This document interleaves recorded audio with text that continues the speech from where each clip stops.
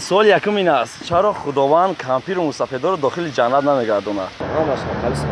نه، هر چنم سوال است. چه چیز است که خداوند به همه بندگانش داده است به جز رسول خدا صلی الله علیه و سلم؟ پیغمبر خود بیزنسمن اومده. نقشه بین گوشت و لحم چی است؟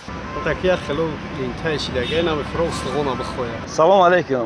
یه دقیقه ممکنه من اگه شما سوال جواب میکردین مردم ما شما سوال جواب میکنیم. نه بسینو خیر. چرا خداوند کمپیر و موسفیدها را داخل جنت نمیگرداند؟ به آن سببی که آنها را جوان کرده بعدا داخل جنت میگرداند. دو چیز است که بهترین از نعمت‌های خداوند است. یک اسلام، دیگر وقت است. همین وقتی که شما ما را تماشا کرده اید. گوشت از لحم چی فرقیت دارد؟ لحم به زبان عربی است، به تاجیکی گوشت می شود. یک چیز است به همه داده است، به رسول خدا صلی الله علیه و سلم خداوند همون چیزا نداده است. چیست؟ سایه.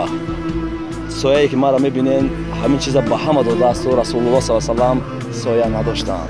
در جنت چند نفر ریش دارد؟ در جنت 4 نفر ریش دارد.